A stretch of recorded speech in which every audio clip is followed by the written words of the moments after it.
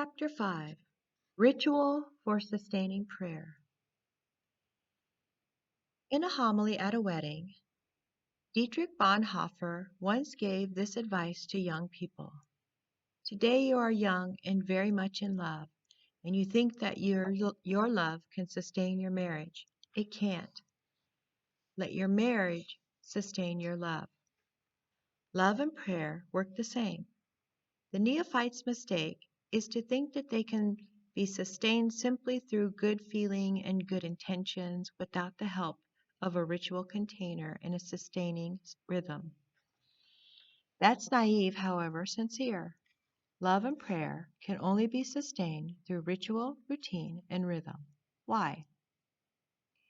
St. John of the Cross says what eventually makes us stop praying is simple boredom, tiredness, lack of energy. It's hard, very hard, existentially impossible to crank up the energy day in and day out to pray with real affectivity, real feeling, and real heart. We simply cannot sustain that kind of energy and enthusiasm. We're human beings, limited in our energies, and chronically too tired, dissipated, and torn in various directions to sustain prayer on the basis of feelings. We need something else to help us. What? Ritual, a rhythm, a routine. Monks have secrets worth knowing, and anyone who has ever been to a monastery knows that the monks, who often pray a lot, sustain themselves in prayer not through feeling, variety, or creativity, but through ritual, rhythm, and routine. Monastic prayer is simple, often rote, has clear durational expectancy, and is structured to allow each monk the freedom to invest himself or hold back, in terms of energy and heart, depending upon the disposition on a given day. That's wise anthropology. Prayer is like eating. There needs to be a good rhythm between big banquets, high celebrations, high aesthetics, lots of time, proper formality, and the everyday family supper, simple, no frills, short, predictable. A family that tries to eat every meal as if it were a banquet soon finds out that most of its members are looking for an excuse to be absent, with good reason. Everyone needs to eat every day, but nobody has the energy for a banquet every day. The same holds true for prayer. One wonders whether the huge drop-off of people who used to attend church services daily isn't connected to this. People attended daily services more when those services were short, routine, and predictable, and gave them the freedom to be as present or absent in terms of emotional investment as their energy and heart allowed on that given day. Today, unfortunately, we are misled by a number of misconceptions about prayer and liturgy. Too commonly, we accept the following sets of axioms as wise. Creativity and variety are always good. Every prayer celebration should be one of high energy. Longer is better than shorter.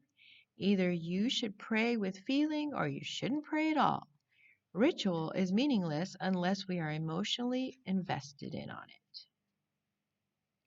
Each of these axioms is overly romantic, ill thought out, anthropologically naive, and unhelpful in sustaining a life of prayer.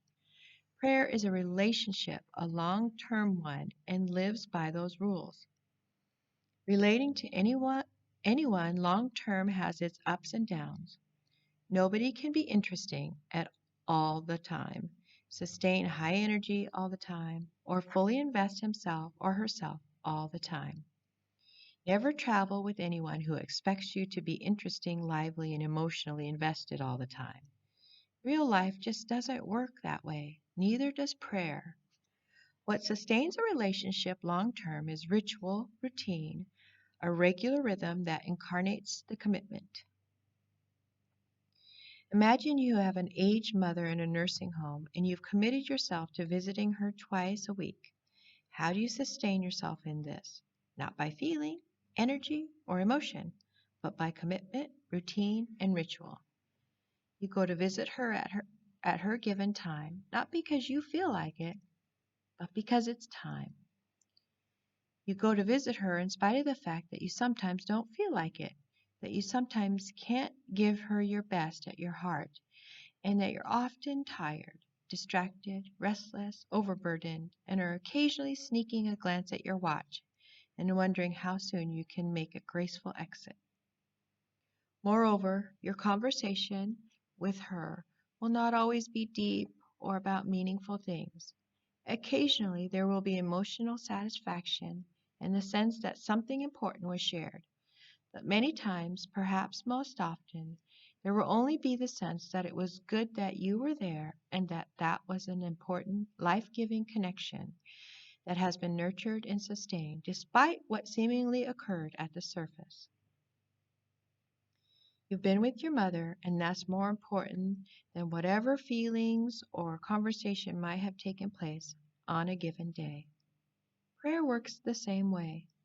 That's why saints and the great spiritual writers have always said that there is only one non negotiable rule for prayer: show up regularly.